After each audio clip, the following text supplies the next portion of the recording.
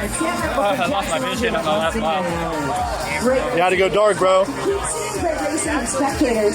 We got lots more athletes to come. You guys are doing a great job. Keep the cowbells going. Keep the noise going because they can hear it and they can feel it. That was the hardest race I've ever done. Felt so bad all day. Battled demons. Almost DNF'd on the bike. Really? I'll tell you about it later. So proud though. So proud. We came here what we came to achieve. Oh yeah, bro.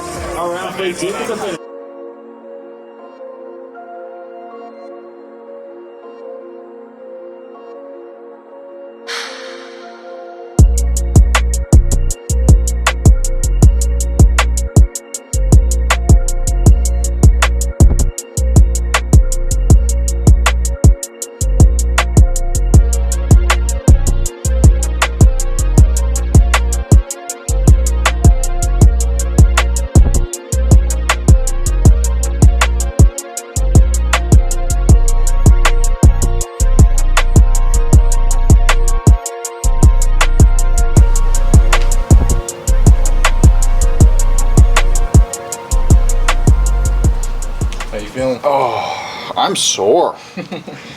Happy and sore. All right, ready to go? Let's do it. Wow, man. This is probably one of my favorite races. How you feeling? Whew, pretty awesome, man. Pretty stoked. Riding the high of my first American podium at 70.3 Boise today. A few beers in, had a great time at the pro after party at this beautiful local brewery here in Boise. Great town, great vibes. Really stoked that this place has put on the pro race again. I think it was the first time in like 8 years since they had a pro field. So actually since they had any 70.3, since I've been doing the sport. So yeah, man, just an awesome day. We came here and achieved what my goal was to achieve, which was make the podium, and in great company, beat by two legends, Sam Appleton and Jackson Laundrie, and yeah, held off the rest of the field, which was great. Dude, we gotta talk about that swim. Why was it so gnarly? Oh, the swim was just brutal, dude. They started us in this pretty narrow dock area and we all lined up, gun went off, and it was just like one of the most physical starts I've ever had. So a lot of just like wrestling, fighting for position, not throwing elbows, but definitely swimming on top of each other a lot and just fighting for feet. So I went full gas the first 400 meters and I was kind of near the front, but not really where I wanted to be. I was like maybe 8th or 10th position. I think it was the hardest swim of the year for sure. Much harder than T100 San Francisco, much harder than Oceanside. I don't know why. It was just tough. The chop was tough. The field was strong with Appleton and Sharpie and a few other guys that were really pushing the front. And yeah, I ended up bridging through the field from 500 meters into 1,000 meters. And then it just took us forever to get to the buoy. And I actually had my watch on and I kind of did one of these and I looked at it and I realized we were 20 minutes into the swim and the pace was hot and we weren't even close to the shore yet. So I was like, all right, the swim course is long. That's generally a good thing for me. It means guys like Jackson and others are going to be way behind the field. And yeah, ended up coming out of the swim, but I was pretty gassed. The last 500 meters were pretty easy. Finally settled down and I was just on some comfortable feet. I was on Sharpie's feet. It's funny when you're following Matt Sharp, you see his cap and you're like, oh, I need to close the gap. And then you're like touching his feet because he's so big. So you think you're further away from him than you are. But I was basically just touching Matt Sharp's feet the whole time and came out in a great position. I think I was like 3rd or 4th out of the water. And I was actually like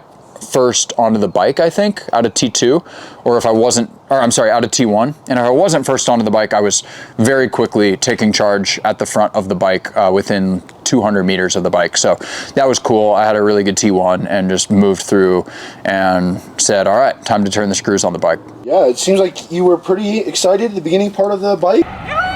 Let's get it, baby! But then you came off and you just didn't look so great. Yeah, the bike was really interesting. There was about 8 guys in the front pack starting the ride. And my plan was ride with Appleton and don't let anyone come with us because I felt like he and I were going to be the 2 elite riders in the front swim group. And I knew Jackson would be coming through the field as he always does. He's so strong on the bike. And so, you know, I talked to Appleton at the pro meeting before the race and said, hey, like, I hope we're spending a lot of time together tomorrow. And I put in a huge attack at mile 5. I dropped Metzler, and I don't know who else was in that group, a few others that I knew would be contenders, especially on the run. And I did not want them riding that train for 20 miles, 15 miles. So we got over that first climb, put in a couple big surges. Appleton was obviously able to hang, and then I turned around, there were still like 4 or 5 guys there. Sharpie was there, and he made it all the way to mile 10. And then we kind of traded pulls for a bit, me and Appleton on the front, and then we hit mile 15 where there was one last climb, and Sam Osborne was the last guy there. There was 3 of us, and I put in one more massive attack. My legs were feeling okay, but not great, and it wasn't super comfortable to be riding, you know, multiple minutes at 400. I just didn't quite have it today.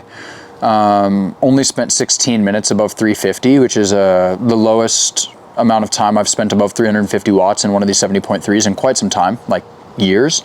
So I was just off. I don't know why. My quads were shot. Got to go back to the drawing board a little bit. Might have just been an off day on the bike. But yeah, we were able to get rid of Sam Osborne, and then Appleton went to the front, and I basically just hung on Appo's wheel for the rest of the ride. We had a ref on us all day, and I kept letting the gap get to like 25 meters, and I was getting a little bit lazy. And at one point I was just thinking about letting him go and riding by myself because it felt hard. And I was just like, all right, I'm turning the power meter off. I shut it off, and I just stared at Appleton and said, do not get dropped. Do not get dropped. Like, your race is over if you get dropped. And the path to the podium is just hanging on this wheel for dear life. And that's what I did for 35 miles. And it was fucking dark. I mean, I was feeling like shit. My power was not there, and I couldn't even take a turn. I mean, and you know, he wasn't afraid of me on the run, and he said after the race he just wanted to ride his own power and ride his own race. He does well when he does that. So yeah, he was just riding super steady, like on the front, and I was just hanging on 15 meters back. So that's basically the whole ride. Jackson caught us at mile 50 and just sat behind us into transition. And that was it. The 3 of us had just a massive gap. We rode 156, I think, 157 flat, something like that. 28.8 miles an hour average. So we were cooking, fast course, very tough, a lot of crosswinds, some climbing, but great roads. You had to stay super aero. You really couldn't get out of aero. Jackson rode really well, really strong to bridge up to us by himself, didn't take anyone with him. And yeah, we had 5 minutes to 4th place into T2. So right where I wanted to be, in a great podium position, and got off the bike. And I was really unsure how the run was going to go because my legs were so bad, like almost cramping on the bike. Hip flexors were getting tight. I had to walk through T2 for a little bit and gather myself. So I basically had to let Sam and Jackson go on the run like immediately. They put about 30 seconds into me through T2 and the first, 500 meters of the run, and then I just sort of settled into my own pace. Yeah, what was your mindset going in, knowing you had Jackson, Appo there? Were you just going to run with them? Do you just want to hold on? What was kind of your thought process knowing that Sharpie was also about 4.5 minutes back too? Yeah, in hindsight, I guess the one little regret of my race might have been to have been a bit more confident coming off the bike. Nice job, Justin. You have 5 minutes on everybody else. You need a lock in. 5 minutes. Commit. Way off today. You're fine. 5 minutes. Just do your race. But like, historically I would not have been able to run with Jackson and Appo. So my mindset was like, let them go, right? And I kind of gave up on the win or second place at that point, which was a mistake, because if I had just been a little bit tougher and gone for it and like really pushed through T2 and just said like, fuck my quads, I can still run. I might have been able to run with Jackson, who quickly got dropped by Appleton and then ran only, I think, 50 seconds faster than me. And at one point I was able to pull the gap back to 20 seconds and I could see him a lot of the run. So I did try to catch him a couple times and I never gave up on second place. But early in the run, I was just planning to run for third. And that's my only mistake, right? Like, not that I would have gotten second, but I could have at least maybe battled. And yeah, been a bit more confident in my run, but I don't have the data to support me being confident in my run yet. So it was a nice welcome surprise, honestly, when I looked down at my watch and the first mile I was ticking off 545s, 548, 545. And yeah, the run was just really good. My hamstrings and glutes were firing despite my quads not working very well on the bike. So again, a little bit of maybe taper or just not coming in with good quads for some reason. But the run was great, man. I felt strong. I felt consistent. My heart rate wasn't crazy high. I actually felt like a runner for the first time. And I knew I was running well. You know, I was like through 6 miles and like, I don't know, like 5:50 pace.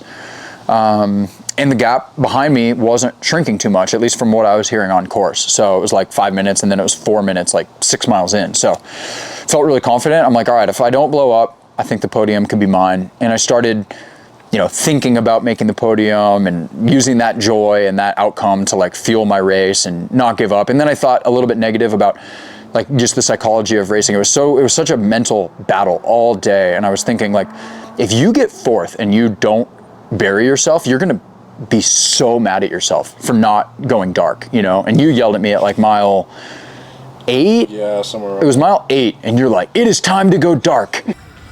Sharpie's 4 minutes back. Time to go dark. You want this, come on.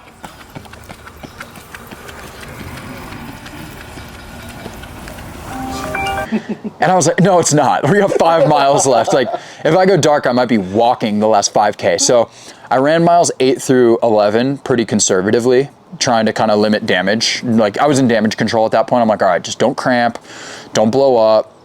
So I backed off just a little bit. And then at mile 11, I saw my coach and she's like, Jackson's right there. He's hurting. Minutes on fourth. Look forward. 2K to go. 2 by 1K. Fucking go. Catch Jackson. He's dying.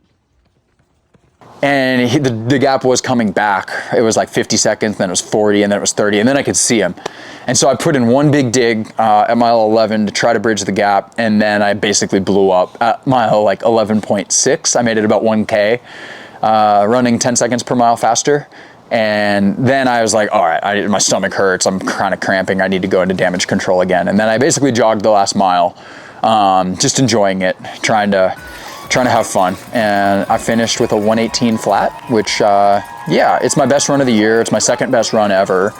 Was I hoping for a little more? Yeah, maybe, but like it was an off day. So the inputs weren't really there. You know, it was not my best power on the bike, not even close. The run was good. It was good. Step in the right direction, absolutely.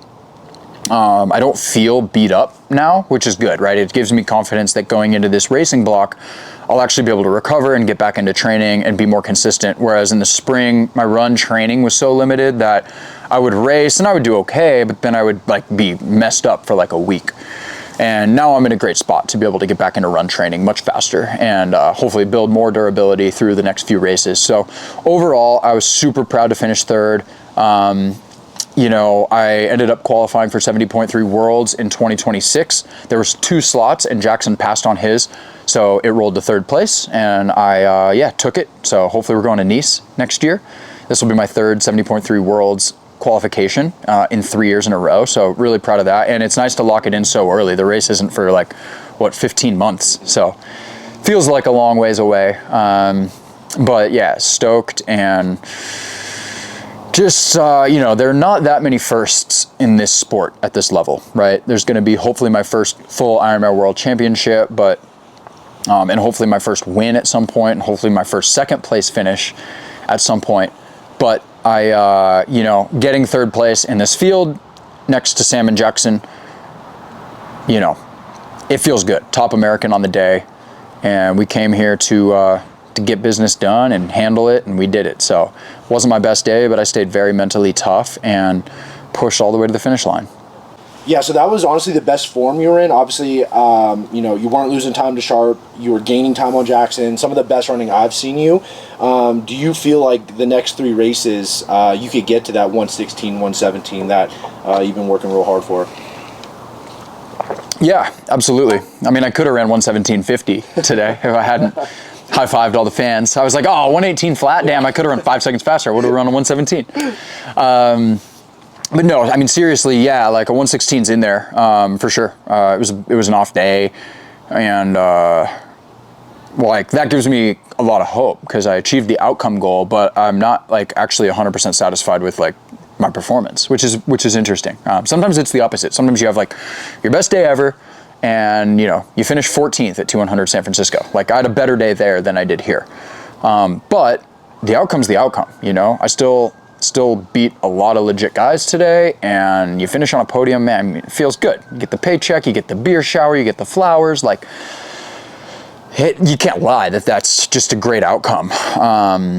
And yeah, in America, it's better, you know. It's where I'm from. It's a hometown race, and all the talent comes out. So yeah, 116's in there, but it's contingent on the bike and the field and the course and all those variables. You know, I'm a little bit less concerned now with chasing a specific time and just building more run resilience through these next few races. And I know that I'm on the path. I've only put together 4 or 5 really good weeks of run training, and you start to think, wow, what if that 4 or 5 weeks becomes 4 or 5 months and then a year? Where could I be? Yeah, it seemed like you were actually racing the run race versus worrying about a specific time. How far are these guys behind me? I mean, you were really racing. That was the first time I seen you race the run. Mm-hmm. I think it's testament to the last couple of weeks and almost, month and a half of like consistent 40-plus hour weeks? Yeah, I mean... 40-mile weeks?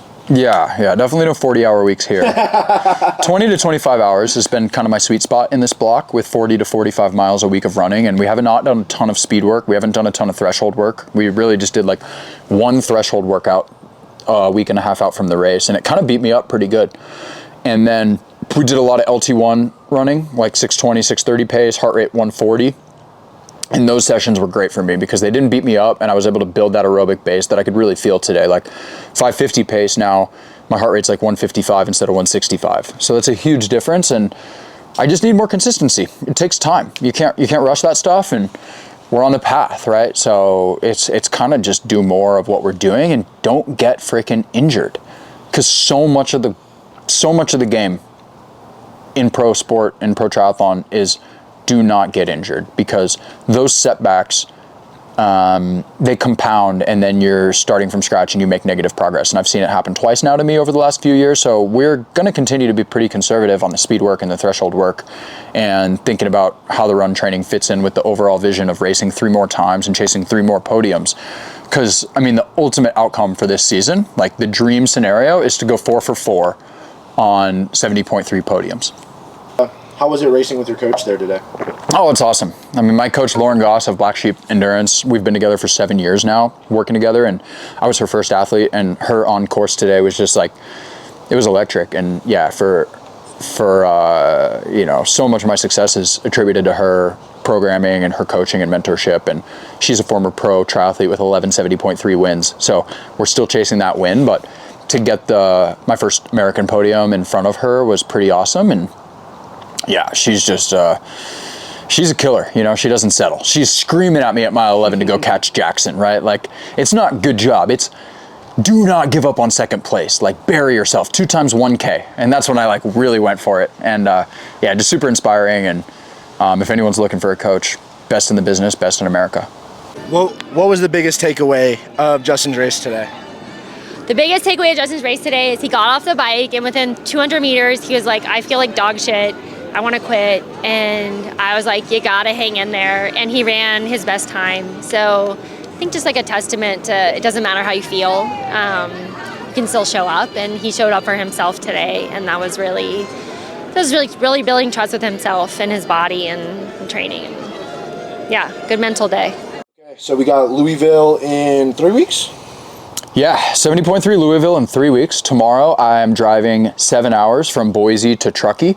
I'm gonna do my first ever altitude camp. I'm gonna be sleeping at 7,000 feet for 18 days, and we'll see how it goes. You know, got some family coming in, we got a bachelor party, we're gonna do a beer mile. So it's gonna be high volume, low intensity training. High volume for me, like, you know, 20 to 25 hours a week, nothing crazy.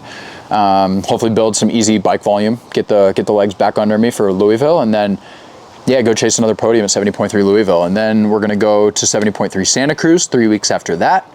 And then 70.3 Cozumel 2 weeks after that. So yeah, we'll be chasing some more big races, racing at the front, racing hard, and really stoked. All right, yeah, I mean, huge thank you to my sponsors for making all this happen. We got obviously the feed. Today we fueled with Amex, Turbo Gels, Martin 100 Calf, and the Amex drink mix. So really good stuff. You know, huge shout out to Envy, my wheel sponsor. We ran the new disc and the 100 millimeter prototype front wheel, super fast on this flat and windy course. Of course, free pouch, keeping me locked in pre-race. Little 4 a.m. pouch with a coffee. And then Tribeca watch. Today we're rocking the Rolex Yachtmaster Platinum 40. One of my favorite watches. This is the first Rolex I ever bought myself, actually, which is always special. So brought this one on the road for a month instead of one of the loaners from Tribeca. And the Felt Bike Company just keeping me locked in. Got the new gravel bike, which we're gonna unveil very soon. Super cool. Got my boy Kyle one, so. Yes, sir, let's go. Matching gravel boys. We're excited to take that out into the Vegas deserts. Rhythm Health and Win Republic, of course, with the fastest CDA bright yellow kit that you can't miss out there. So yeah, just like living the dream, baby. First American podium with Appo and laundry. Not bad. Man. Not bad. It's about to storm now, dude. Woo. All right, time to call it. Yeah, that's it.